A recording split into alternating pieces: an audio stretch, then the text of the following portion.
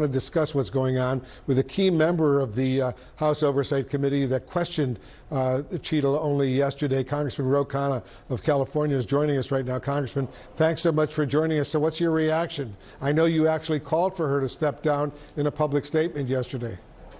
Well, I'm glad she did. I mean, it's just not tenable for her to continue in that role because she's lost the confidence of too many Americans.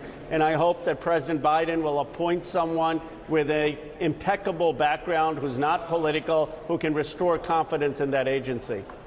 What are your top concerns right now about the Secret Service? What are you most worried about? Well, first, whether they have transparency in getting to the bottom of what happened and provide much more detailed and better answers to the American people. Frankly, they should be doing daily briefings on the investigation. Second, do they have the resources to be able to protect our leaders at a time of increasing threats? Well, knowing what we know now, what should the Secret Service have done that they didn't do that allowed this assassination attempt against the former president of the United States to take place?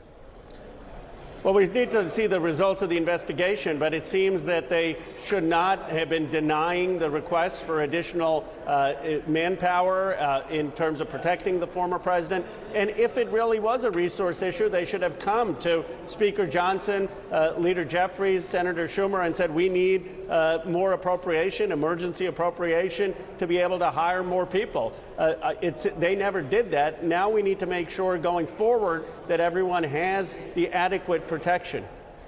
You know, in recent weeks and months, there's been such a division between Republicans and Democrats in the House of Representatives. But on this specific issue, whether she should step down, there seemed to be a unanimous agreement. Top leaders of the Democratic Party, top leaders of the Republican Party, the leadership, if you will, of both parties were quickly condemning her failures. And even though she took full responsibility for this major failure, it seemed everyone almost up on Capitol Hill wanted her to resign.